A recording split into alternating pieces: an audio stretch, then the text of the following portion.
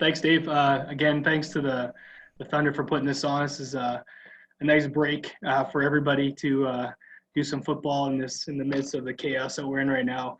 Like Coach Jackson said, we want to make this as interactive as possible.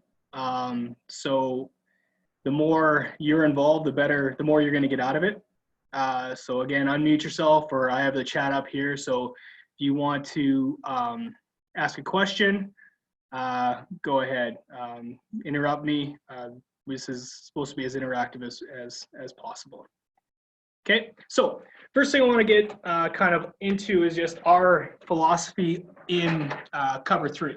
All right, so if I kind of go up to the whiteboard, make sure everybody can see me. I'll just give you a typical set on offense.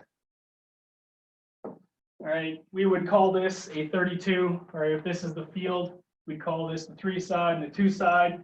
Okay, we call this 32. Now, essentially, when we're doing this, we always number the field first. So if there's 2 receivers here and 3 here, we'd call that 23. That's how we communicate this set of the offense. All right, so when we're playing a cover 3, essentially a cover 3 for us means that we have a 3 high shell, or there's 3 vertical defenders for our defense. Okay, so when we have our defense, this is our corner. All right, we just call him a corner. He's our field guy. There's too much glare there. I'm going to turn the light off, see if that's better. Is that better? Is that better or worse? That's good, Coach. Better? Yeah. Okay, so again, we call our field halfback the Falcon. Our Sam linebacker, because we run a 3 front, we call the strong side outside linebacker the Sam. On the boundary, we call our boundary corners the boundary. And our hawk is our weak side halfback. We have a Will. And as Coach Harrison was kind of saying, what do you call this guy? We call him Zach, right? You might call him Buck or whatever. We call him Zach, and we call that guy Mac. Again, some people call him Mike, whatever. So that's kind of our base defense with a free safety, generally between the tackle and the guard on the field side, around there somewhere. Okay, so we talk about a 3 high shell. We talk about the 3 guys that are going to be the high zone defenders. All right, so if we just run a normal cover 3 for us, all right, where our corners are deep and our free safety is deep. All right. Essentially, what we want to do in our cover 3, our high guys want to split the possible verticals. Okay. So right now, we call this guy S1, S2, and S3. Those are our 3 possible verticals to the field. Here's W1 and W2. Those are the 2 possible verticals to the boundary. Okay. So in our base cover 3, where 2 corners are high, some people call this cloud or sky. I've never actually been taught that ever, to call it that ever. For us, we would just call this red. And again, like Coach Harrison was saying before, is there a rhyme or reason? Not really. We just call all of our cover 3s kind of violent things like red and fracture and scar and scab and all this dirty, nasty stuff. So we just call this red for blood, whatever. Okay. So when we're covering cover 3 here, our corner wants to split the 2 verticals between S1 and S2. So if those guys ran straight up the field, verticals, we want a landmark to split those 2 verticals. Our boundary is going to split W1 and W2, and our free safety is going to split S3 and W2. Okay, so he's going to split those 2 possible verticals. Okay, so we got 3 vertical defenders. We're going to split the 5 possible vertical routes. Okay. From there, we run cover 3 because it allows us to be physical in the low zones. Okay, so these are our high zone players. Everybody else is a low zone or a possible low zone player. All right. So our low zone players are going to be aggressive to vertical threats. Okay, which means our Falcon is going to reroute S2 pretty violently. Okay. Our Sam is going to reroute S3 pretty violently. All right. Our Hawk is going to reroute W2 pretty violently. We want to disrupt them, okay? Again, by rule, we are allowed to hold our ground. We can't go out of our cylinder, but we can give a little bit of ground and then stay square and try to jack those guys up as much as possible, okay? From there, we man drop in our cover threes, okay? So our high zones are man dropping to split verticals. Our low zones are man dropping to go inside their threat. So Falcon is going to reroute and get inside hip of S1. That's his draw. The Sam is going to reroute S3 and get inside hip S2. Our Hawk is going to reroute W2 and get inside hip W1. Okay. Now, to try to make this as advantageous for everybody, even if you run a forefront, we're just going to say we're blitzing somebody. Okay. So let's just blitz this bad boy right here. Okay. So we're just going to blitz this out. It's a 4-man rush. So this will be exactly the same as a 4-man front. So if you ran a 43, it's going to look exactly the same as this. Okay. From there, our Mac is going to push inside S3, and our Will is going to push inside W2. So their drops are going to be corresponding to their threats. Okay, so if he's going to go to S3, that's where he's going to drop to his inside hip. Now, when we say an inside hip, what we're saying is if these guys all ran verticals straight down the field, we want to drop about 10 yards right inside his hip. So if the Zach's coming from this direction, he wants to go right in the inside hip of the vertical route. Now, he may not run a vertical, but at least we have a landmark. They're all kind of going to the same place. Okay, so if this guy runs down the field, he's going to collision him to his inside hip about 10 yards down the field, and then we want to carry that to about 12. Okay, so we'll carry that vertical to about 12. Okay, same thing here. We're in a collision, carry to about 12. Okay, so that's our man drop philosophy in cover 3. Okay, so from there, what changes is who the low zone defenders are and who the high zone defenders are. There's many, many, many possibilities as to who can go deep and who can go short. Okay, I'll give you our philosophy on the Rams as to what we believe. All right, essentially, what we want to do is we want to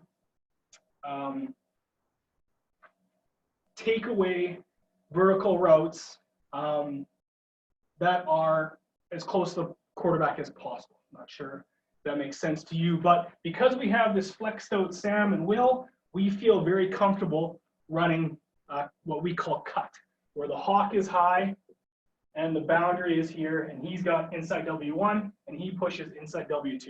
Okay. In past, we talked about kind of where this guy lines up. He apexes these guys at 5 yards, so he's got a pretty easy route to get underneath W2. In fact, his body position lends himself to play under W2 pretty easily. In a forefront, what you can do to have that same advantage is you could spike your end. Okay, you can spike that end, taking away the B gap, which means your Will now has C gap, so he can extend himself a little bit further to get under W2. Okay, now when we have that 4-man rush, right, we have 3 deep and we have 5 under. Okay, so we call that a 35, 3 deep, 5 under. All right, what that allows us to do is have 5 guys for their 5 vertical threats. Okay, so we can always push from there. So if we have that, generally, if we're running a 35 coverage, 3 deep, 5 under, we feel very comfortable running double cut. Okay, we're now the corners here, S1. Okay, and I don't want to get too much into technique here, but his technique is going to change. Right now, he's going to try to take away the sideline and force everything up this way.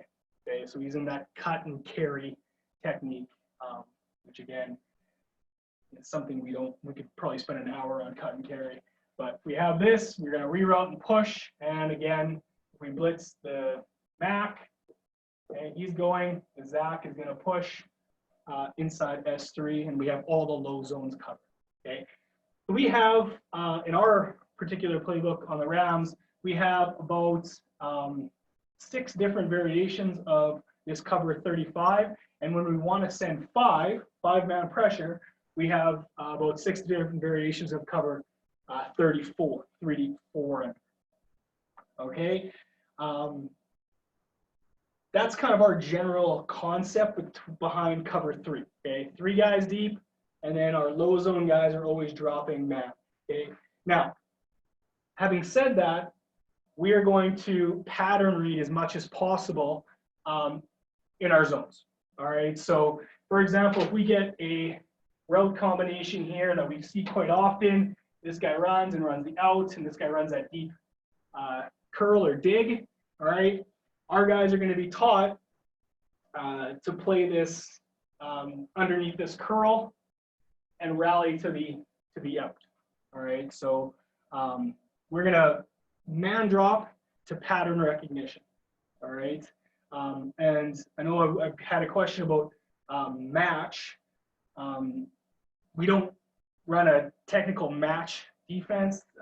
We find if you run match, you got to marry it. You got to love it. You got to run it and run it and run it and run it and almost live in it, because it takes so much practice, right? It takes, you have to really buy into match if you're going to run match. We run more of a pattern match where we will try to extend our zones to match patterns. All right. For cover 3, that's kind of our general basis behind cover 3. Did anybody have any questions whatsoever about cover 3? All right, now would be a great time to chime in if you have any questions about this cover 3 concept, because I went over it pretty quickly. It's a pretty quick overview of it, but it's a coverage that if you're coaching high school or if you're coaching against a team that doesn't have a lot of vertical threats, all right, cover 3 is a perfect defense, because you get 5 eyes on the quarterback. Your 5 low zone defenders are all on the quarterback, all really quick to help on the run. All right, and it makes low zones harder to hit. Okay, what are you sacrificing when you're running a cover 3? You're only having 3 guys deep, which means if they run 4 verticals, they got you in a bind. Right, somebody's in a bind. Okay, somebody's in a bind if they run 4 verts, right? Which we don't want, we don't like, because in our league we see very good quarterbacks. Okay, very good quarterbacks, very good receivers. That if we get 4 verticals, it's really hard to defend with a 3 high coverage. Okay, very hard.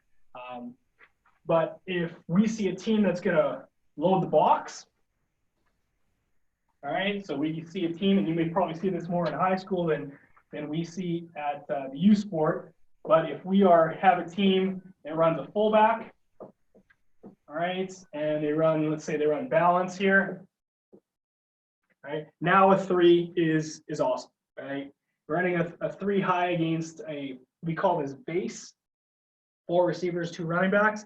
Now a cover 3 is going to be a lot easier to run and a lot less vertical threat, right? Because we only got 4 vertical threats, and now we can split those and have a free guy a lot easier against base. Okay. What I would run against this is now we'd run more of that corner high with a free safety kind of just being right in the middle, being a post defender, a true post defender. And that's how we see that. Coach, we do have one question here, going back to probably your 32 set there.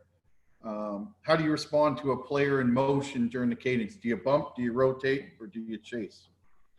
Okay, so we have 2 rules.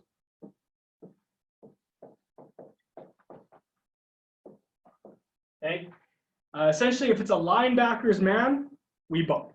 All right, so if this is our Sam and our Will, they're very similar body types. We play linebackers in both positions, very athletic linebackers. Robbie Lowe's, Josh White, two studs. So we feel comfortable with both of them in coverage. So if this guy comes across, we just bump over here, okay? Because that's a linebacker's guy, we'll transition with a linebacker, okay? Now, if they come in and they bring a receiver, okay, now it's a receiver. Now what we're going to do is we're going to rotate or spin, or a lot of guys use different combinations where the free safety comes down and the hawk will go up. Okay, and I will talk about 41 adjustments a little bit later, but this would be a 41 adjustment for us. Okay, so motion during cadence, yeah. Do you bump? So again, we bump LB guys. So S3 or W3, depending on where he is, we'll bump that guy. We rotate. We never chase. We never chase. We don't like chase because it puts us in a deficit all the time. Okay, we'll never be above that guy, right? So if this guy wants to go here and this guy tries to chase, he'll never get there. And that's just some people do, and that's awesome. Our personal belief on the Rams is that we don't want to chase dudes. Okay, this dude's too fast. This is probably the best player on the field for them, right? Other than the quarterback, but the quarterback's not gonna run. This guy right here is a dude. All right, so if we start chasing him with a hawk, he's gonna out leverage us. He's gonna get to the sideline. All this field, we don't like that. All right, so chase. We don't chase. All right, so second question here, what are the keys that you give LBs, let's say in a 2nd and 4 or less, so they can equally play run and pass? All right, so our keys, our linebacker keys are open O-line, right? So if we have, again, we run a 3 front, so our Sam and our Will, they say we're in, let's say we're in Rebel, 2nd and 4, and for us, 2nd and 4 is about a 98% pass down in youth sports, but it doesn't really matter. All right, so Zach and Mac are going to read the open O-lineman, okay, and they may get caught up in play action pass, and that's fine. He won't get caught up in play action pass unless he sees that tackle come hard, and even if he does, he's going to shuffle, and stay underneath that W2. Okay, so he's still playing pass to run. This guy, again, depending on what coverage we're on, but he's still going to reroute that guy with eyes here. That's why we apex. So we still have eyes here, eyes here. All right, if this guy run, will probably get caught up in a little bit of play action. After that, if we see the quarterback, okay, let's say we get this look, quarterback here, whatever, they're going to turn and run to a threat if they're not designed to blitz. Okay, so if this guy is here and runs a hook, this guy reroutes in here, he's going to get caught up in the run a little bit maybe, but he's going to turn and run for a different color jersey. He's just going to simply turn his back. Ideally, he gets hit in the back of the head with the football. Okay, at that point, we don't really care about interceptions. 2nd and 4, if he gets hit in the back of the head with a football, we're off the field. We're happy. Okay. So it is a lot of down and distance, and quite honestly, that's more of a 2nd and 3 situation, 2nd and 4. 2nd and 4, our keys would be, it's probably pass, right? In our league for sure. Are you having your players free safety adjust your cover 3 from cornerbacks deep or halfbacks deep, depending on offensive formation, or are you calling it in? That's a great question. Actually, we've done both. Because we don't run a ton of forefront, but when we do, we like to vary it. And we want to be as kind of on 1st down, we want to be able to fill in the run as best as possible.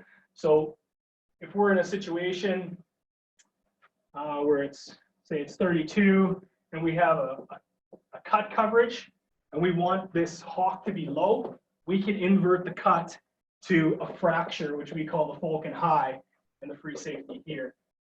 We can change it. Generally, we don't too much. We most likely stay with the call. Unless it's an exotic formation like a 41 or a 31 where we have a one guy to the side. Yeah, so your players should adjust your cover 3 cornerbacks deep. Yeah, not really. We generally stay with the call unless it's a special adjustment we're making just for that particular team. right? Like if we know they go 32, and we don't like the cut matchup, we'll go to fracture or whatever.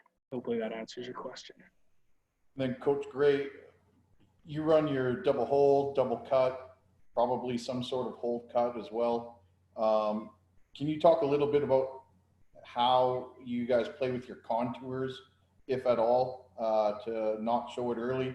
Or do you guys ever stay flat contour, or are you always staggered, or what's your philosophy behind contours to disguise coverage? Ideally, we try to make everything look like man as long as possible. All right, so we try, if we're here, we want these guys to make it look like man as much as possible from depth. So if we're just running, say we're running a double cut, all right? First of all, we rarely jam this guy. This guy kind of reroutes from depth because the throw's so long. We don't need him to get all crazy and try to jam this guy all up because if he loses them, that's a long throw. So we'll generally make this look like man and kind of squat and force. This guy right here, he almost looks like he's playing press man all the time anyways. So he's here at the last second, he'll just change his shade to force that inside. This guy will pedal, pedal, pedal like man on the release and then open and break. Same thing here. If this guy's going high, he'll pedal, pedal, open, release. We want to hold that as long as possible. If this guy's at 8 yards, this guy starts at 3 or 4, he's just going to pedal out a little bit faster. So as this guy approaches, he's going to pedal way faster than he would in man, but it's still going to look like man. And once he feels threatened, all right, within that 6-yard cushion, he'll open and start to split. All right, so we want everything to look the same, but we want everything to look like man. Again, it's all depends on your guys' capability too. Some dudes at Hawk need to just turn and run, right? And that's just what you have in high school. You got this guy's a grade 10. He's scared of this guy because that's their best player. But we all know that unfortunately the best players don't always play DB in high school. Sometimes he just needs to turn and run, and that's just reality. But ideally, we try to make everything look the same. Our cover 3s, our cover 4s, our mans, our 2-mans, our combos, we all try to make that as consistent as possible. So if you're trying to make everything look the same and you've got your deep players bailing out, backpedaling, however you teach it, what's their vertical alignment? Are they all at the same vertical alignment, yards away from the line of scrimmage? No, we want, again, if this guy's at 7, this guy's probably at 4, right? This guy's at 7, this guy's probably at 4. So our man defenders, all right, or low zone defenders, or whoever it is, they're all going to be in the same alignment. These guys, they'll be at, this guy will be 7 to 9, this guy will be 5 to 7, normal man alignment. So it's more of a U with the contour than it is anything else. All right, so 4 to 5, 4 to 5, 4 to 5, 5 to 7, 7 to 9. And again, that comes with capability also. And then I guess what I'm asking there is, based on that U shape, it doesn't matter, supposed to the field, if you are cutting the field or running hold, they'll still be in that U alignment and then just adjust at the snap? Right, at waggle. We'll adjust on the waggle. Okay, yep. Thank you. Which allows us a little bit more play than snap. Because those guys are usually full speed at snap, and we don't want to be caught on our heels, but we'll pedal out as much as possible and then open our hips if need be. If those guys are giving us, I just call it a 100 release, like he's releasing 100 miles per hour. He's releasing 100 miles per hour, and that's your threat, the guy right above you, right? You need to get the rock out of dodge because there's nobody rerouting that guy. We're not too worried about S3 if I'm the Falcon and I'm going high because he's getting rerouted by the Sam. I'm not too worried about S1 because he's getting rerouted by the corner. That vertical guy right above me that he's going to give me my release. He's going and he's got a firecracker in his hiney and he's getting up the field. Well, then I need to get the rock out of dodge, right? But If he's slow releasing me and he gives me a radical in or a radical out, now I can really taper down and play those new verticals that I can have and play over top of S1 more than I would normally. Okay, so one of the write-in questions was about 41. So I'll kind of give you our base 41 kind of, and we change this week by week, but in the playbook, this is kind of our base alignment, kind of how we roll. So we have our corner, our falcon. So in this case, if they line up in it, our free safety is going to be down on S3. Okay, we want the Sam, who's our run defender, to be on S4. Right? He's a bigger run guy. S2, S1, W1, and here's our boundary. Okay, so our hawk will roll up. We call him the diagonal defender. He's the diagonal defender. He gets a diagonal here, which is most likely what's coming. He's gonna take that diagonal. All right. Free safety, corner high. All right. Then we just run kind of a box out of this. 2 high, 2 under. So this is going to be more of a hit and stick on S2. It's going to be a hit on S4, push to S3, and then whoever is not blitzing, the Zach or the Mac, is going to push to S4. Okay. So this would just be like our normal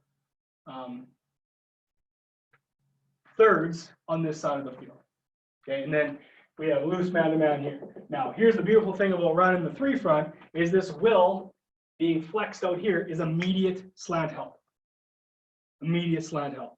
Even if he gets run away, he slow plays it, right? There's no reason for him to get all caught up in it, right? Because if he gets tackled away, right, the run's going that way, he's cut back defender, right? If he gets it to him, now he's going to play with outside leverage, which puts him in the slant anyways, right? They wouldn't play action this way and then run the slant there. It doesn't make a whole bunch of sense because you're just bringing more noise to where the route is going to be. Okay, so yeah, so that's kind of where we are in the 41. That's our base adjustment. Now, we want to be able to change that up, obviously, because we want to be able to reroute the dog, right? So if this guy right here is the stud, we want to be able to reroute that guy, all right? Generally, this guy or this guy are kind of the big men on campus. Those are the guys that are the slot receivers that really are the threats. Okay, so sometimes, and this is generally more of a second down adjustment for us, we'll just invert this, and we'll just completely switch this up. The corner high, or sorry, the falcon and the Sam go high, the free safety and the corner stay low. Okay, and that's just a simple adjustment for us. Generally, what we want to avoid is we want to avoid 2 guys going deep from the same spot on the field. All right, we don't want the falcon and the free safety going deep. It just gives us too much of a gap, too much of a void, right, to try to defend. Right now, the Sam has to push all the way to S2, and that's a long way to go. Okay, so that's variation 1. We would just flip the high zone inverts, and the variation 3 that we have is essentially we'll just ISO this guy. We'll just ISO this guy man to man, and we'll just play high, low, low. And we'll just say now it's 3 on 3, and we have the triangle essentially. Okay, so there's 3 variations against 41. Okay, so 3 simple variations where we can ISO, we can go high with the corner and the free safety, or high with the falcon and the Sam. Again, our main goal here is to not have those guys go vertical beside each other. Right, we don't want that. Okay, so what if we don't get a diagonal? Right, if we don't get a diagonal, this guy's going to read W1 and S4. Right, so if W1 goes vertical, he can help on that. If S4 goes vertical, he can help on that either way. Now, again, another question that we got on this is, what if this guy is the stud? Right, what if that guy is the man? Okay, first of all, we're in a great position already because he can be looser because he's got slant help. Okay, so automatically he can be looser because he got slant help. All right, so if he's got slant help, our boundary can play off a little bit more. Okay, if he's a stud. Now, if he's a stud, like literally if he throws it up, he'll catch it. We can easily roll this guy over, play high here, and now he needs to go with the diagonal. Okay, it puts us a little bit more susceptible to the field, but we don't want one guy to beat us. Right, that's our philosophy. We don't want this dude to beat us. Right, if they're going to throw, they're going to throw. Okay, then we just roll over. Now we want this guy to be high. All right, because we don't want this guy to have to play over S4 from that position. So if we're rolling that over, let me just clean this up for you.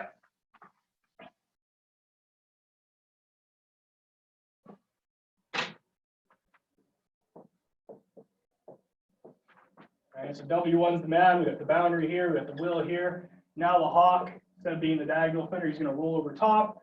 He can be outside cut and carry, force him inside, and he's inside slant help. So we're essentially bracketing with a high on one.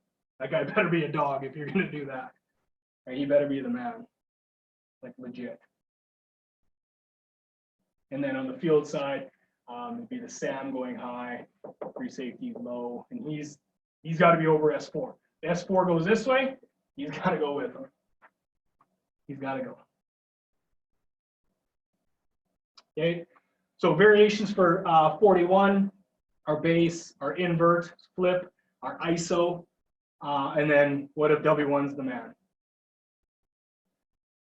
All right. And coach, your first 41 adjustment that you put up, you had, I think it was your first and your third, you had your Sam being a low defender. Is that because you want that reroute on the potential diagonal? Is that why you prefer him there? We prefer him there because he's more of a run stopper. Right. So if they want to run, we want a guy closer to the box. Right. So we want the Sam low because if they run, we want a linebacker closer to stop the run. That's why we do that. We don't really, again, we're apexing that guy. So if he's going to run that diagonal, or if he's going to run that diagonal, he's probably going to run it over the Sam anyways. So the Sam will be here, right? And we don't really care, right? If we're running that first variation, if he wants to run the diagonal, awesome, he's gone. He's done. Now we have 31, which we love. We love 31 because now we only have 4 threats, and we're just going to eliminate that diagonal, right? Generally, you see the diagonal when they motion, right? So I'll kind of show you the motion of 41. So we start with a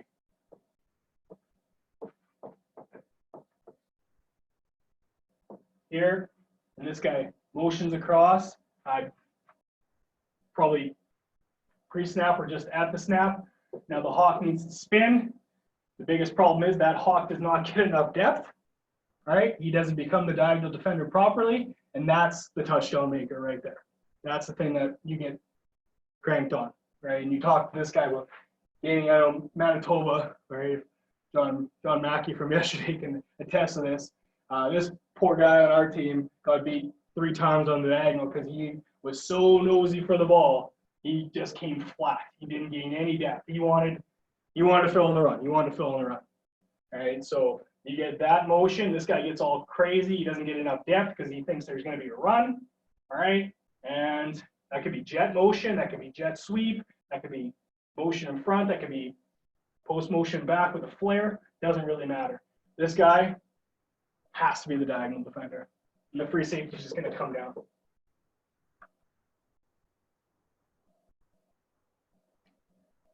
Okay, so again, that's 41 with motion of 41. And that could be speed, it could be jet sweep, it could be motion flare, it could be anything. Hopefully that answers your question.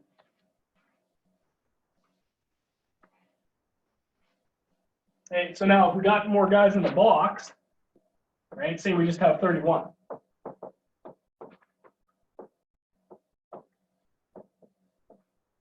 All right, now our adjustment of 31, we got our corner, our falcon, right?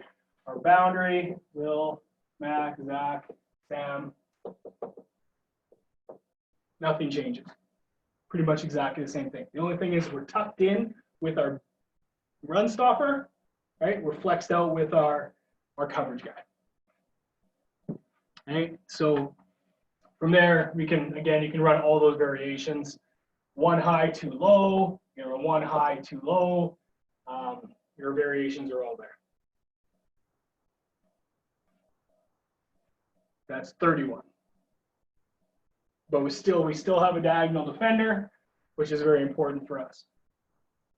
We still have a slant defender, this guy right here, and we still have high to low, loose man-to-man with inside help. This guy will tell, he'll tell this guy right here, hey, you got my slant, you got my slant, you got my slant. This guy, yeah, I got your slant. Yeah, this guy will let him know. That's huge. That's huge for him. Yeah, that's very important. Right? That's just such a sense of ease when that guy's got slant help. Is like, okay, I only need to worry about outs and flies. That's all I got to worry about. Makes life for that guy who's got a pretty hard life, rather than all the girls he gets, right? But there it is. Okay. And what about if they're leaking the back out and running a wheel route into the boundary there? Okay, So this guy, post wheel. Yeah, that's why this guy's a stud. Yeah, so he's gonna run it. You'd be expected to go with the wheel, correct? Yeah, he's just gonna run the wheel. Yeah, he's gonna run the wheel. In fact, in our low zone in cover 3, all our S1 defenders or W1 defenders are wheel guys. They'll all run wheels. They'll carry all wheels. All right, so if we're running this guy deep and this guy short, this guy runs a wheel, he'll run the wheel. Okay, that's a cover 3 rule that we have. Okay, if you're going inside S1 or W1, you run the wheel. He just has to do that. And again, that's not a bad matchup for. That's a stud. That's why we run a 3 front. That guy's a stud. That guy's a stud. Right? Now I wouldn't feel comfortable if that was a Mac, right? With this guy running on a Mac, that's a tough assignment. But with an athlete, we feel good about that. Feel very good about that. We love our matchups. So he'll be the wheel defender. Awesome. And coach, another question we had submitted to us is what about any split zone coverages or split coverages where you got man to one side and zone to the other? Do you run any of that? Sure, yeah. And when do you like to do it as well? Honestly, we like it in the red zone, which is kind of a little bit different, but we want to give our safety a job, right? If we're going to run, say 15, probably around the 15-yard line, 15, 20, maybe up to the 17, somewhere around there, we'll run a zone man where we have the boundary and the hawk locked up here. All right, because most likely the free safety is not going to help them anyway. So we might as well give the free safety a job. Now the free safety's here, right? The corner, again, we can adjust this any way you want. Say this guy's high. Now we can be here, here, here. We got 2 high, 3 under, 3 rows. All right. And it allows us to send 5 guys here with zone pressure.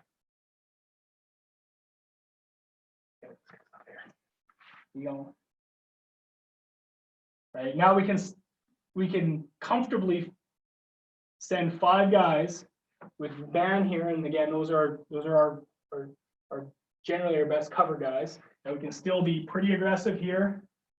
All right, we can ISO this, right? So it's 2 over, 2 under, which we like, right? We can bracket it. There's a lot of beautiful things we can do on the field to those 3 guys, running man on this side. And honestly, it's most likely a red zone play. But if you don't feel comfortable with that, right, we can send 1 less guy and go here. So we man this side with the hawk high and still zone this side. We just have to send 1 less guy. So now we're sending 4 instead of sending 5. and we're a little bit, probably feel more comfortable, right, with a post defender on a vertical possible. But we like it because our free safety is not just stuck in the middle of the field doing nothing, right? Generally, that guy gets stuck in the middle of the field. He's got nothing to do. He's standing in the middle of the end zone watching stuff happen. Right? We don't want that. We want to give him a job. Okay, you're inside S3. That's your guy. Inside S3. You're going to wall everything that comes not part of the field. And that's our hat. Like, but we love just, it's kind of a combo coverage also. We love just combining man on this guy, zone around, man on this guy, zone around, man on this guy, zone around. And we'll run that anywhere on the field. Right, so if we want, which is kind of a man zone combo, all right, we just call it read, where these two guys are here. Our Sam is locked here, and then we're just playing zone around it. And then we're corner, Falcon. Okay, now these guys are playing man, but more of a lanes man. Right, where if this guy goes out, he's going to jump it, and he's going to go over top here, and they can play more of a zone man concept, where because they don't have a post threat, because this guy's taking away any post, free safeties here, corners here, Falcons here, and we got to push late by the Zach or the Mac on here. Right, so it's man on this side, but it's a lanes man. Okay, and then we just cover this guy, man to man. And we got lots of different rules on that, right? If he goes dynamic outside, we man the next vertical. If he goes dynamic inside, we squish over and stop. But again, there's so many different variations that we can kind of go through and talk about.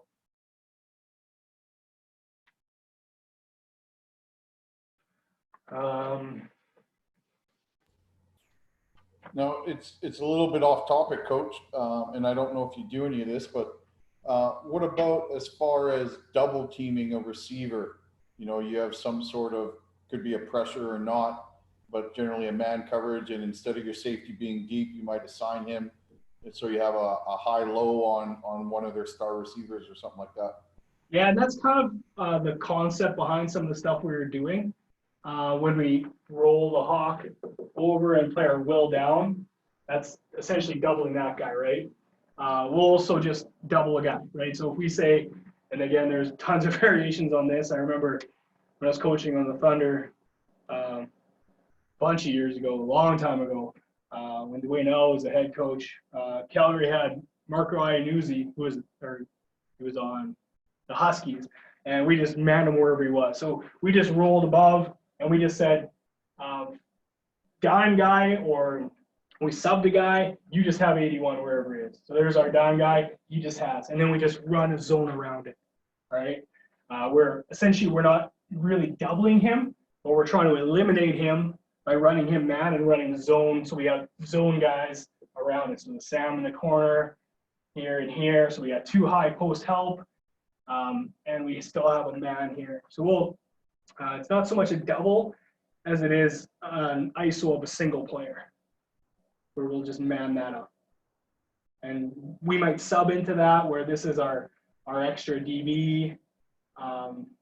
We might just have it a call, so whoever he's on is going to be out of the zone, and we're just going to rotate a 3 zone around it, right? So if this guy, if he's here, we'll run cut. If he's here, we'll run fracture, right? If he's here, we'll generally run probably a double cut, where we just have set.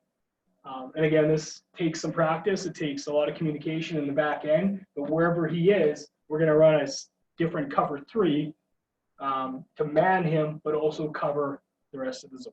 If they got a stud that they move around. Generally, studs like to be in one spot, but we find guys kind of move around a little bit from there.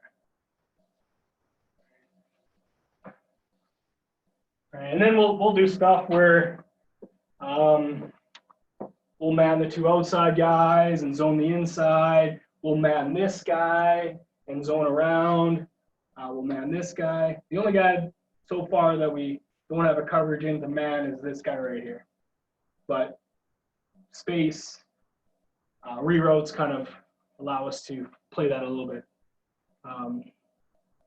Play more zones around that and feel a lot more comfortable.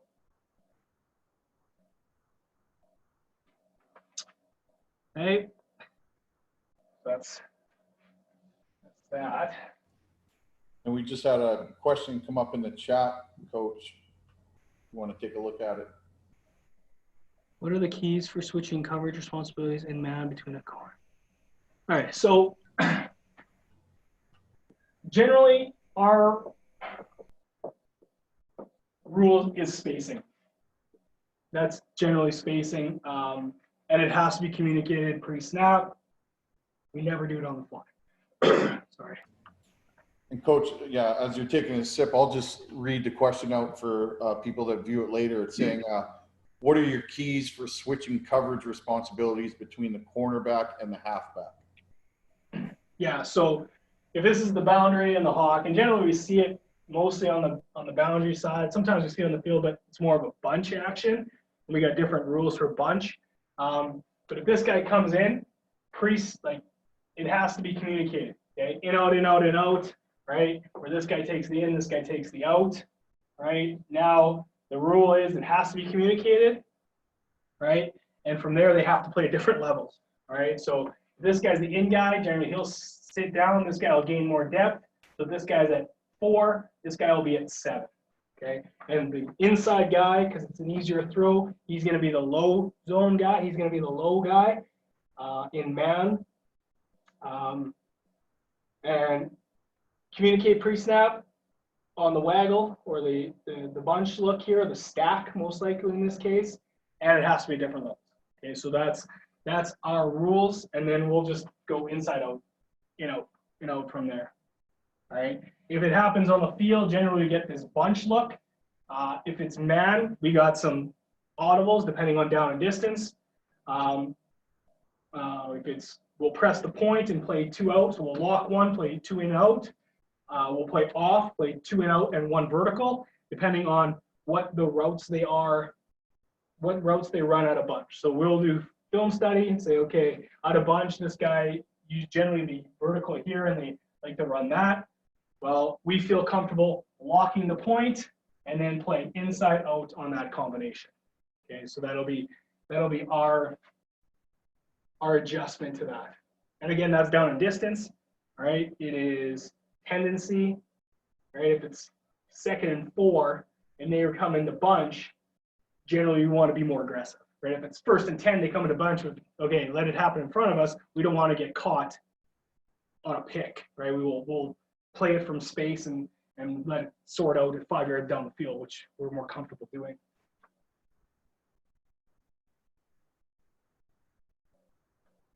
So that's switch. But generally in zone, we never switch responsibility. If he's a high zone guy, he'll always be a high zone guy. If he's low zone, he'll always be a low zone guy. Unless we have an audible, which we do. And that'll be, again, determined upon the opponent. 4 by 1.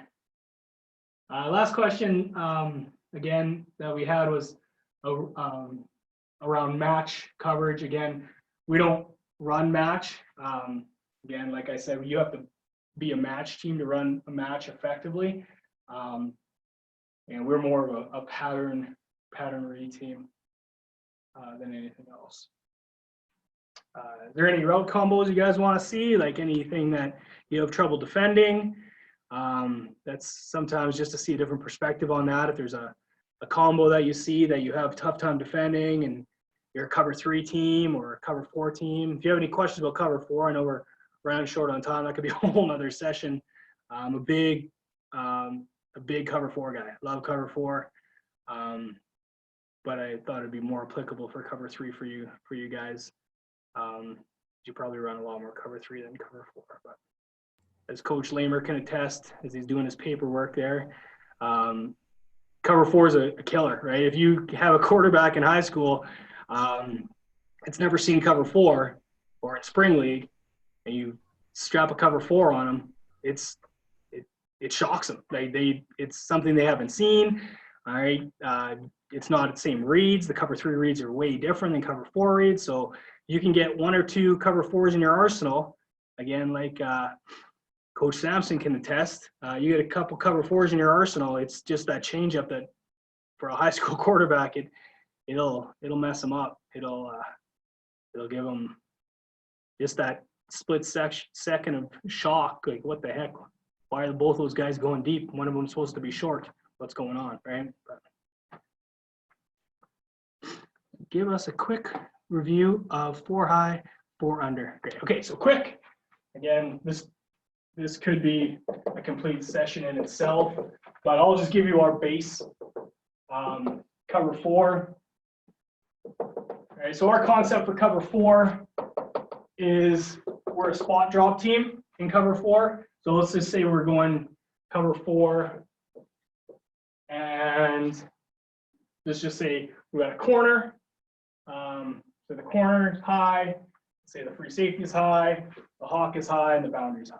Okay, so the high zone defenders are going to be number, hash, hash, number. Those are our 4 high zone defenders.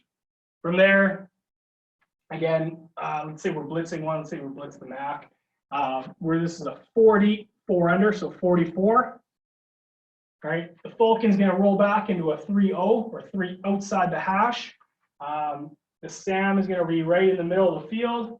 The Zach is going to push to the other 3-0, and the Will is going to push to the low number. Okay, so we have 40, 4 under, spot drops. Okay, and generally, anything can change. What we believe is 1, 2, 3, 4, 5, 6, 7. Any 1, 2, 3, 4, 5, 6, 7. Any 4 of those 7 guys can go deep at any time. We don't care, right? The other 4 guys are going to fill the low zones, right? The low zones don't change. 3-0, mid, 3-0, number, high zones, number, hash, hash, number. Is that quick enough for you, Terry? Is there a formation pre-snap that really challenges you guys in U sport? I'm going to tell you, about 90% formation in U sport is 32. It is CFL light. But as the CFL has changed, U sport's changed. So we get tight ends, and they add to the box. Really, for our guys, a formation that challenges us is anytime they go here, right? Now our will is kind of added, our will is more box heavy because there's a tight end here, and the boundary is not used to covering that guy in a waggle. So it's tougher. Like, I'd say of all formations, this is probably the toughest one that we see, because the hawk is going to be here, and we're going to treat this like a 41 or 30, sorry, 31.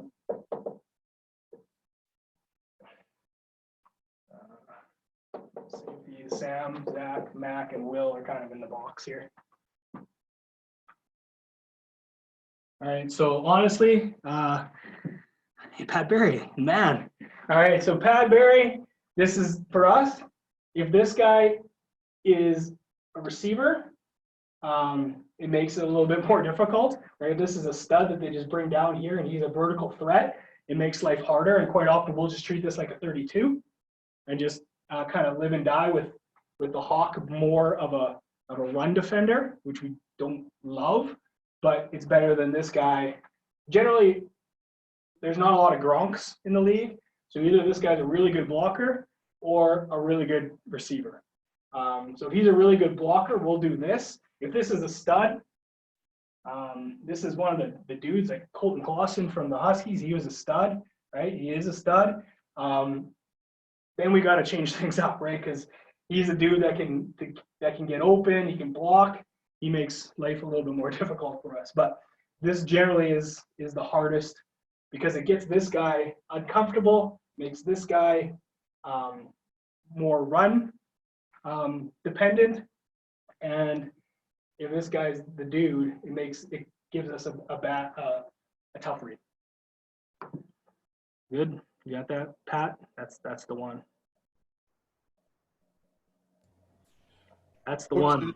The two things I would be curious about is often hear coaches talking about defending scissor routes, and your thoughts on what's the best way if you're anticipating that, and then also compressed formations as far as they're bringing everybody in the box but then expanding right back out again. How do you feel best to deal with that? Okay, so scissors again. We run quarters because of scissors, right? Quarters takes care of scissors, all right? So if they're running here and they're running scissors down the field, right? And that's kind of the hardest one. We have a corner and a free safety. That's easy for scissors, right? So that's kind of our quarters takes care of scissors. But again, just like I said with the three front, right? It's better in the low zone, worse in the high zone. The quarters is better in the high zone, less great in the low zones. But if we're running the cover three, and we got this late scissor, so this guy's kind of trailing here. Our free safety is most likely here. Let's make it hard and make W2 run that. This guy's kind of got in a bind. Really, we got to late defend it. We're going to reroute this. So the Sam is going to be rerouting this, and he's going to kind of carry it and try to be under it. And the Zach or the Mac is going to be in it, try to carry it. And we just want to ideally force this throw over top of the Zach, giving the free safety a better alignment, or throw this flag high and outside where this guy can rally underneath of it. All right, that's kind of a scissor at a cover three, which is way tougher to defend. The scissor out of cover three is tougher to defend. Out of cover four, it's nice, right? Because you got the four verticals. Okay, now if they're adding into the box, let's just say quite often the one that we see is they'll start here. And they'll bring this guy in, they'll bring this guy in, and then they'll either expand out here or they'll come back in. Essentially, we need to add with, right? And I just watched a pretty interesting little video. I think it was on the All 24 guy out of St. FX talking about add in. We kind of need, because these guys might be blockers, right? So we need to be able to add in also. And then if they escape, right, we're going to treat this guy like a linebacker, or linebacker's guy like we did before with the Will and the Sam. He's going to escape. This guy's going to come. He goes back out. Now the Hawk, right, he needs to add in with them. He comes back out. We need to come back out, right? All that this does to us, adding in, is it kind of contracts our coverage capabilities of who's high, but it also contracts their vertical threats, right? Now this guy is no longer a vertical threat. This guy's no longer a vertical threat. So we feel comfortable getting into a cover three or a cover two because they only have 3 vertical threats. If they're going to add in, they're no longer vertical threats, right? And that's kind of where we want to take advantage of it, right? Now we can box down, we can go too high because we feel comfortable with that because now they only got 3 vertical threats. All right, so we don't mind getting into a too high shell if they only got 2 vertical threats, right? We're in the exact same predicament that we were in with 4 verts and 3 high. Hopefully that answers that question.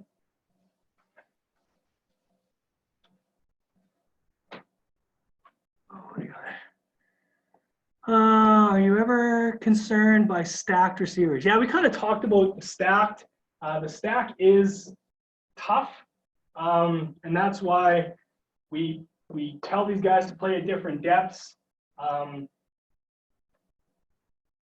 On first down, if it's kind of a short yardage situation, and that's probably most because we want to stack to get out.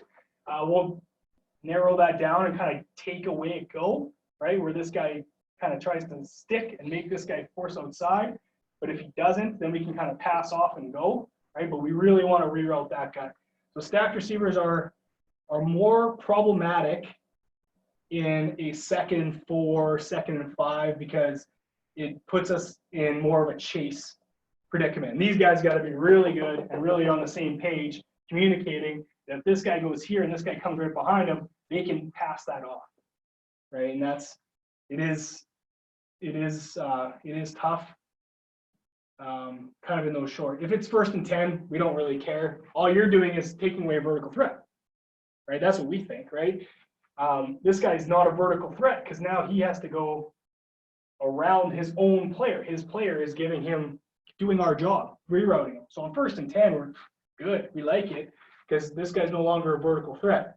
Our only vertical threat is on the line, right? Which we like, right? If they're going to stack. More problematic in short down situations where we're probably more apt to play man.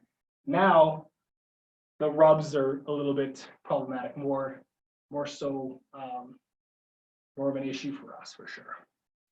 Hopefully that answers your question about the stacked receivers.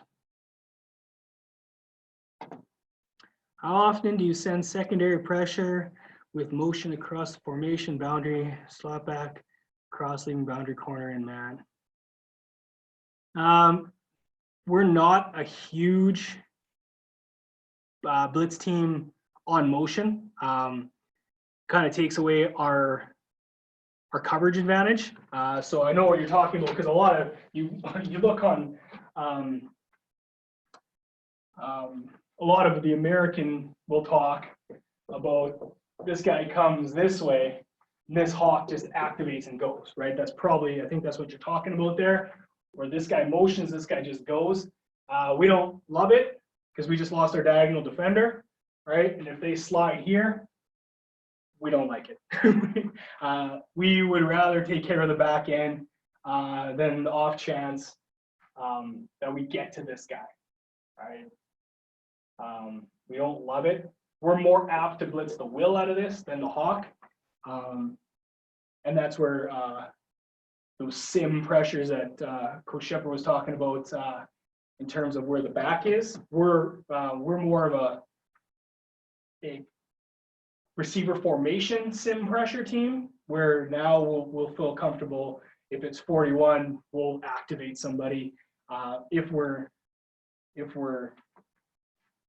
better in the back end, but rarely will we activate a guy that's attached to a guy. Having said that, we could, right? It just means that the free safety now can't go over. He needs to be the diagonal defender because this will kill you. All right, in terms of that. So that's secondary pressure with motion. In terms of secondary pressure, again, I asked Coach Shepard about this also. If he says the Sam and the Will are part of the box, right? Here's our Zach and our Mac. We don't treat this like secondary play. They're hybrids for us, but we blitz these guys a ton. So we don't look at them as defensive back pressure, but we'll blitz. We blitz. Come to a Rams game, we blitz, and it's fun. But in terms of the pressure with motion, not a ton. No, we don't think that our guy can get there faster than that quarterback can throw out diagonal, which is an easy throw and not great for us. Well, that's great stuff, Coach Gray. Coaches, if you got any more questions, fire them in the chat. And if not, then we can wrap it up there. Yeah, boom, right away. I love it. How would you rep your Sam and Will to defend RPO? Okay, so we do this a ton, and Coach Lamer can attest to this too. And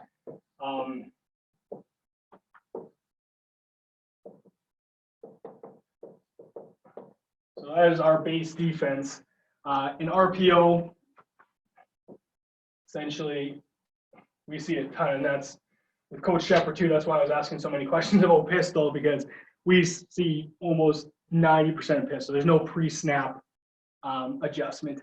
So quite often with our ends on RPO downs, first down, we'll have them play in the B gaps. We'll have them play in the B gaps, where if this guy comes here, we get that zone. We'll try to backdoor that and press it, right? Where now we'll give this guy a go, right? He'll either be flow A or backdoor A. We get that backdoor timed right, it's pretty sweet. But if we get that RPO look and we get zone steps here, we work this every day, right? We work this every day. He'll backdoor this and he needs to take that off, right?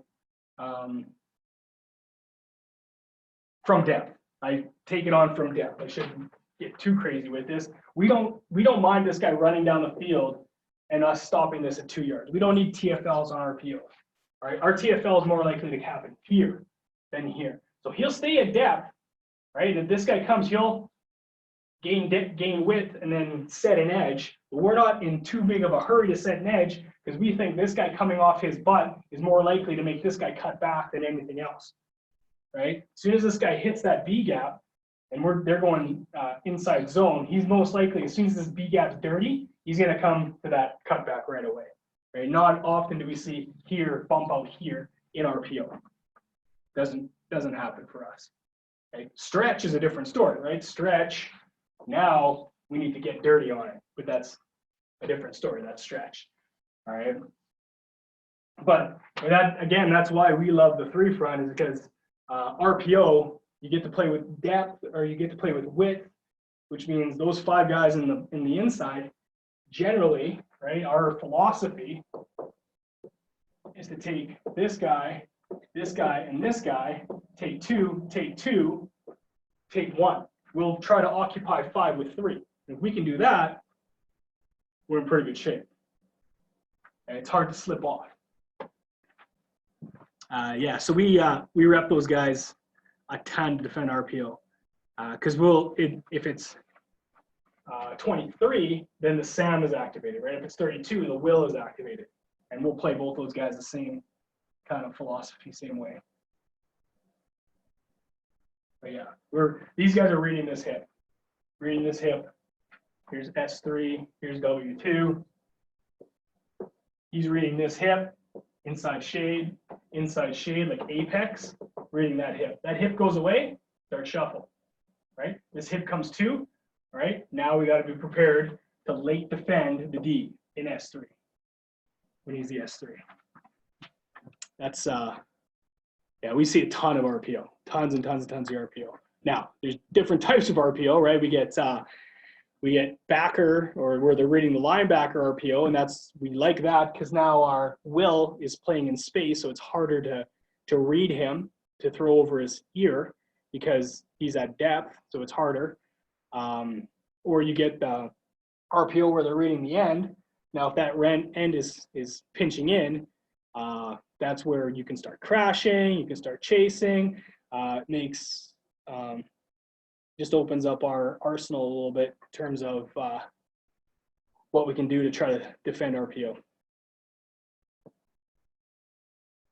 Good. Any other routes you want to see drawn up? Any other coverages? Toying with anything? All right. Well, I'm going to put. Here's my cell number. You can text me any questions. I'm not as bad as Jeff, where I won't answer the phone, but I prefer text. Or if you have any